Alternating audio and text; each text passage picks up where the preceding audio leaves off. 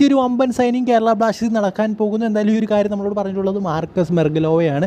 എന്തായാലും പലരും ചോദിക്കുന്നുണ്ട് അത് നോവാ സദുയുടെ സൈനിങ്ങിൻ്റെ കാര്യം പറയാനാണോ എന്ന്. എന്തായാലും നമുക്കറിയാം, നമ്മളോട് മാർക്കസ് നേരത്തെ പറഞ്ഞിട്ടുള്ളൊരു കാര്യമാണ്. നോവാ സദുയെ കേരള ബ്ലാസ്റ്റേഴ്സ് സൈൻ ചെയ്തിട്ടുണ്ട്. ഒരു 2+1 ഇയർ ഡീലിൽ 3 കോടി രൂപയ്ക്കാണ് സൈൻ ചെയ്തിട്ടുള്ളതെന്ന് നമ്മളോട് നേരത്തെ തന്നെ നമ്മുടെ മാർക്കസ് പറഞ്ഞിട്ടുള്ള കാര്യമാണ്. എന്തായാലും ഇതൊരു പുതിയ സൈനിങ്ങാണ്, അത് സൈൻ ചെയ്തു എന്നാണ് മാർക്കസ് പറഞ്ഞത്.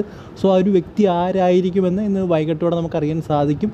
മിക്കവാറും എന്തെങ്കിലും ക്ലൂ തരുമായിരിക്കും, അല്ലെങ്കിൽ ഒഫീഷ്യലായിട്ട് റിവീൽ ചെയ്യുമായിരിക്കും, അല്ലെങ്കിൽ കേരള ബ്ലാസ്റ്റേഴ്സ് തന്നെ റിവീൽ ചെയ്യുമായിരിക്കും. കാരണം അവർ പെട്ടെന്ന് ഇത്രയും പേരെ കളഞ്ഞത് കാരണം ഒരാളെ കൊണ്ടുവന്നിട്ട്, കാരണം ഒരു വലിയ പ്ലെയർ വന്നു കഴിഞ്ഞാൽ പിന്നെ നമ്മൾ ആ ഒരു രീതിയിൽ ഹിഡനായി പോകും, കാരണം ഇത്രയും പേരെ റിലീസ് ചെയ്തു. സോ അതുകൊണ്ട് തന്നെയാണ് ഉറപ്പായിട്ടും എനിക്ക് തോന്നുന്നു ഇങ്ങനൊരു മൂവ് നടത്തിയത്. അതായത് പെട്ടെന്ന് കുറച്ച് റിലീസ് എടുത്തിട്ട് ഒരു പ്ലെയറിനെ സൈൻ ചെയ്യുക, അതൊരു ടാക്ടിക്കൽ മൂവാണ്.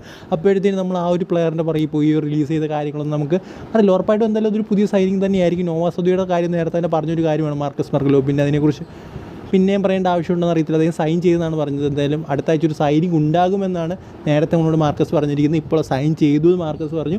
സോ എന്തായാലും ഉറപ്പായിട്ടും ഒരു പുതിയ സൈനിങ് ആയിരിക്കും. ആരായിരിക്കും നമുക്ക് കണ്ടു തന്നെ അറിയാം. എന്തായാലും ഫോറിനാണോ ഡൊമസ്റ്റിക് ആണോ എന്നുള്ള കാര്യങ്ങളൊന്നും പറഞ്ഞിട്ടില്ല. മിക്കവാറും എനിക്ക് തോന്നുന്നു ഒരു ഫോറിൻ സൈനിങ് ആകാനാണ് സാധ്യത കൂടുതൽ. എന്തായാലും നമുക്ക് കണ്ടു തന്നെ അറിയാം.